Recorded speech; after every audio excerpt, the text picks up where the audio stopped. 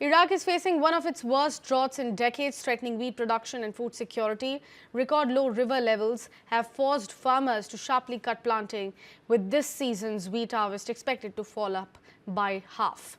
This crisis is being driven by climate change and reduced river flows from upstream dams in Turkey and also in Iran.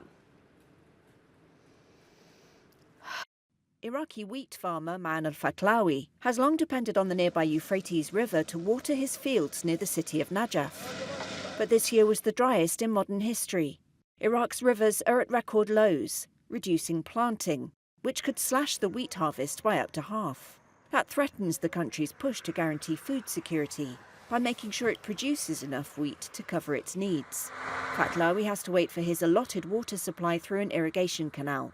He has cut his wheat acreage to a fifth of its normal level this season and laid off 8 of his 10 workers.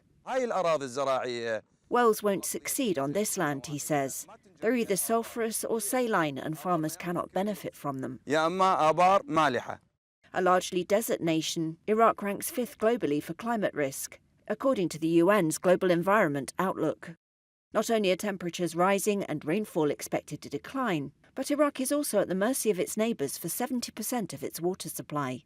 Turkey and Iran have been using upstream dams to take a greater share of the precious resource.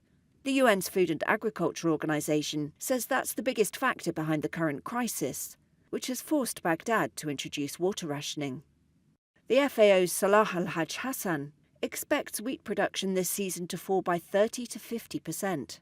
Iraq is facing one of the most severe droughts that has been observed over decades, and it is definitely a multi-year crisis that began around 2020, where it is reflected on the water reserves that used to be recording 60 billion cubic meter in 2020. Now we're talking about less than 10 billion cubic meter, even less, of course. To reduce its dependence on imports, Iraq's government has in recent years paid for high-yield seeds. It has promoted modern irrigation and desert farming, and subsidised grain purchases to offer farmers more than double global wheat prices. That paid off, leading to a surplus for 3 years running. The government said in September it had wheat reserves to last a year. But others, including the FAO, now expect imports to rise again, and possibly food prices too.